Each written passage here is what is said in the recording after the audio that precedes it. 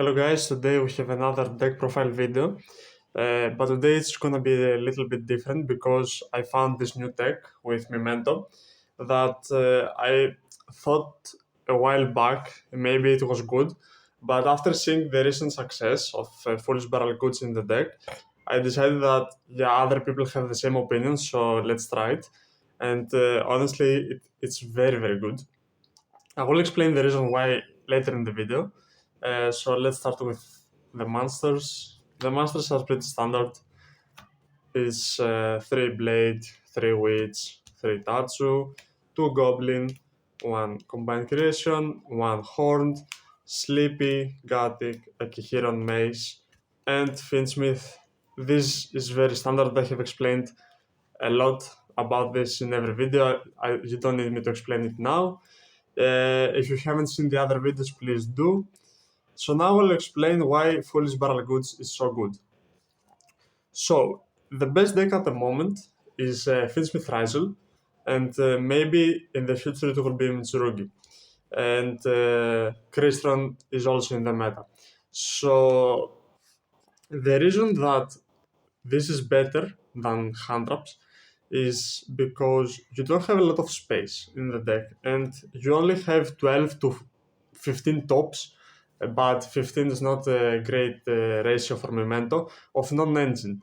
So you can't run 12 hand traps because most of the times you will draw just one. You will be lucky if you draw two. So I swapped to board breakers because one board breaker can basically be better than one hand trap. And two board breaker can break every board in the meta, no doubt. So why Foolish Barrel Goods? Foolish Barrel Goods can also be a board breaker plus a combo extender. It has two uses, and I will explain why. If your opponent hand traps you a lot, and you have Foolish Barrel Goods, you can send Fusion in order to keep playing. So you can add another copy of Fusion or a Bone Part. If you go second and your opponent has like, let's say he has a Result Detonator plus a DDD Scissor, which is the standard end board, depending on your hand, you send the Black Goat, and Black Goat can easily stop either the Detonator or the DDD. And because now they play Twin of the Eclipse, Imperm is not that good because if they pop the detonator, they can bring it back and then have two or three pops and have a gate. So by completely shutting down the detonator, you don't have to worry about that anymore. Also, you can also shut DDD, and if you go first and if you do full combo, you can also send this as a going first card, and this can basically mean that your opponent cannot activate Duo Drive, they cannot activate Requiem if they go for Finsmith. It's so good. I always said that this card will be good in Rizel meta since I was playing the White Forest build. And yeah, unfortunately I wasn't playing a deck that could play Black Goat. But now that Memento uses so well goods, it's mandatory to play one Black Goat. Plus you play Thrust to search goods going second. So if you go first and your opponent hand traps you, you can activate Thrust and set this, worst case scenario.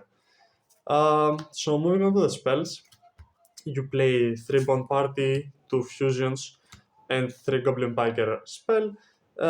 These are 8 quick play spells that help you dodge hand traps, plus the 3 Foolish Barrel Goods.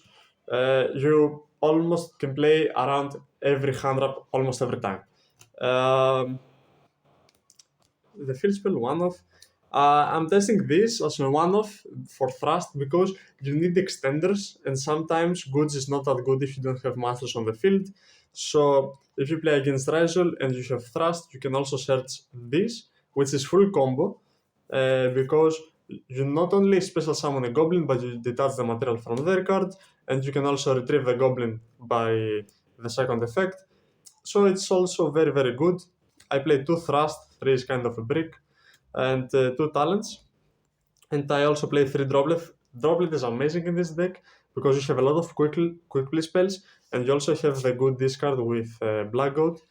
So if you activate spells, then you can activate droplet, sending these cards for free. So it doesn't have any cost. Plus, it helps you dodge hand traps going second.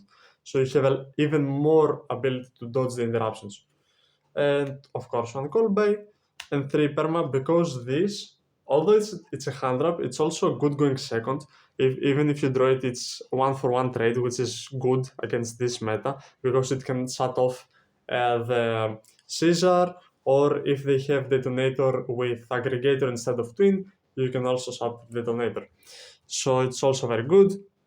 And it's a good hand trap to have. It's also searchable with thrust if you want. So it has a lot of uses. But yeah, triple tactics thrust with goods is also very good. And with goods, yeah. And yeah, let's go to the extra deck. Extra deck, we play 3 Creation King. I was playing 2. I really like the third. It helps you a lot in the grind game. And if you go full combo, going first, you need it. Going second, I side 1 and I put aggregator. 1 twin, 1 Performet, 1 Chimera, 1 Necroquip. Links, you play Requiem, Sequence, Moon for the Finsmith, Griffon, which is a light fiend, SP, Crossship, and lastly 2 X's.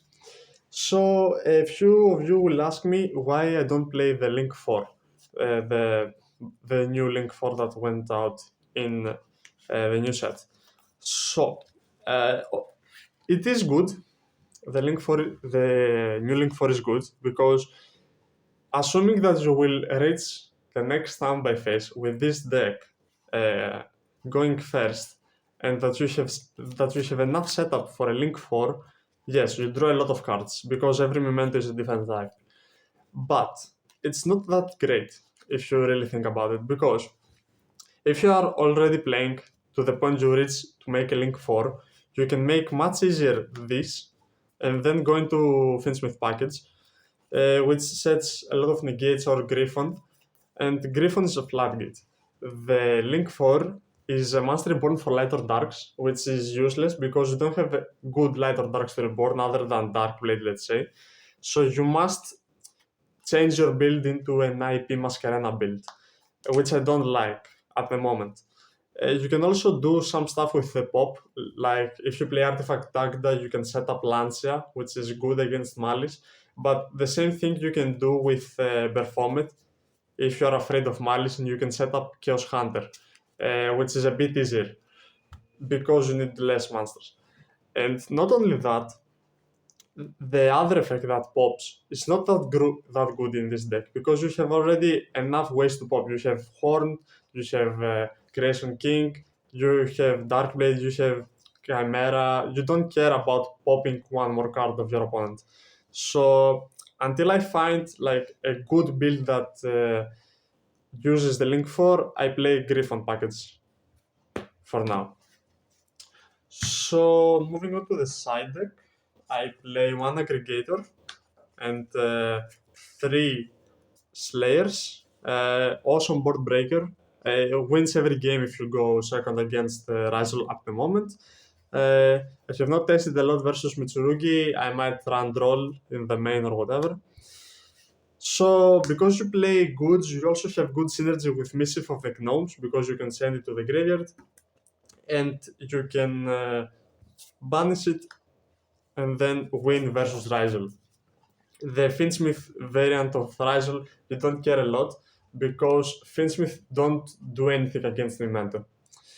I also play 2 Lancia plus 1 Sanctum. I don't have room for the third. Sanctum is searchable with Thrust. The searchable trap with that pops cards, so you also have more pops. It's searchable because it's a Memento. I play 3 Bestials. I don't need to play more. These are very good. This can also search Horned. And they're mainly here for board breaking, and it helps you go into the Finsmith package because you can disrupt your opponent, let's say with Druishorn. Magnamut is of course better, but let's say Druishorn. So you summon a monster, you go into Moon, you send 1 card of their field to the graveyard, and then you can go into Finsmith package. So that's very good. And lastly, I play 3 evenly because The decks at the moment don't have a way to play around evenly. Yes, there is Desiree, but it's not an issue at all because you can easily disrupt them with Bestials. And I also play a lot of board breakers. I play Droplet as well. I can also use goods for Goat declaring Desiree, and now they have to banish everything. So, yeah, it's very good. And it's worth playing it if you play fast. Honestly, this can change. I have not figured it out yet, but that is the deck. I'm very happy with the performance of Fool's Barrel Goods, and I believe that it is worth playing. So yeah, next I will try to upload some gameplay to see for yourselves. And yeah, thank you for watching. Please don't forget to like and subscribe.